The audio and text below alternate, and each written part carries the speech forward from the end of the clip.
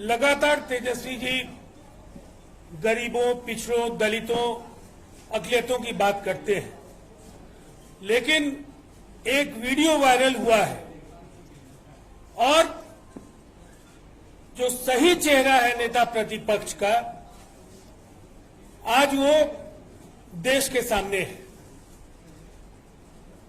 रानीगंज विधानसभा क्षेत्र के एक राजनीतिक कार्यकर्ता शक्ति मलिक की हत्या हो गई।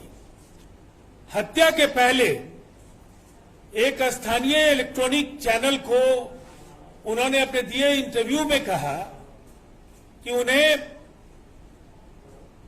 टिकट पर बातचीत करने के लिए पटना बुलाया गया और वो राष्ट्रीय जनता दल के दलित प्रकोष्ठ के अध्यक्ष के साथ नेता प्रतिपक्ष तेजस्वी यादव के समक्ष अपनी बात रखने गए। वहां तेजस्वी यादव जी ने उनसे 50 लाख रुपए की मांग रानीगंज के टिकट के लिए की और साथ ही साथ ये कहा कि नामांकन के बाद 20 लाख रुपए और लगेंगे। जब उन्होंने कहा कि इस पर हम सोचकर आपको बताएंगे, इसलिए कि हम कार्यकर्ता हैं, पूरे बिहार में आपका झंडा लेकर घूम रहे हैं, तो फिर उन्हें जाति सूचक गालियां दी गई। शक्ति मलिक एक महादलित कार्यकर्ता थे और उनकी गोली मारकर हत्या हो गई।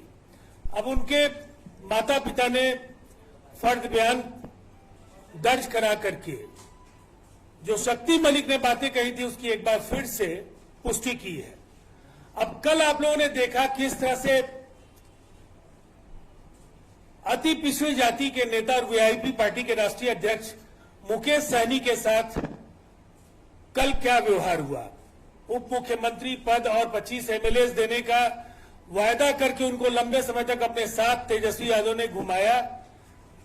उनको तेजस्वी जी का चेहरा पढ़ने में वक्त लगा, लेकिन प्रेस कॉन्फ्रेंस के समय उन्हें पता चल गया जब ये कहा गया कि आरजेडी अपने कोटे से उनको समायोजित करेगी, और उसके बाद उनके कार्यकर्ताओं का गुस्सा भड़क गया और अब ये एक महादलित कार्यकर्ता की हत्या और उनके द्वारा हत्या के पूर्व जो लगाए गए आरोप हैं और उन आरोपों की पुष्टि में उनके माता पिता के द्वारा जारी फर्द बयान के बाद अब ये बिहार की जनता के समक्ष एक बड़ा सवाल है।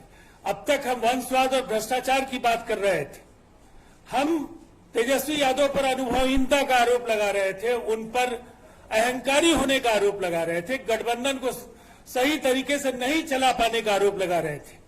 लेकिन ये ताजा जो आरोप है, इन आरोपों ने कहीं न कहीं जो घड़ियाली आंसू ये बहाते रहे हैं अति पिछड़ी जातियों के लिए और दलितों के लिए, उसका पूरी तरह से पर्दाफाश कर दिया है। और इस बात को नकारा नहीं जा सकता है कि अब बिहार की जनता इतनी भोली नहीं है कि केवल उन्हें नारों और वायदों के जरिए आप उनको गुमराह करके वोट ले पाएंगे। ये जो गालियां दी गई जाति का नाम लेकर पैसे मांगे गए, इससे राजद पर पहले से भी टिकट पैसे लेकर के बांटने के आरोप लगते रहे हैं। जमीन जायदाद लेकर के टिकट दिए जाने के आरोप पूर्व में भी लगे हैं, उन आरोपों की पुष्टि हुई है। दूसरे तरफ राघोपुर घटना आपको याद होगा जहां दलितों की झोपड़ियां जली थी और तेजस्वी यादव वहां नहीं पहुंचे थे, इसलिए कि वहां दबंग लोगों ने दलितों की झोपड़ियां जलाई थी। और उसके बाद जीतन राम मांझी का अलविदा कहना और फिर कल की घटना और आज जो इस वीडियो पर हम बात कर रहे हैं, इससे बिल्कुल साफ है कि आने वाले चुनाव में करारा जवाब बिहार की जनता तेजस्वी यादव और उनकी पार्टी को देगी।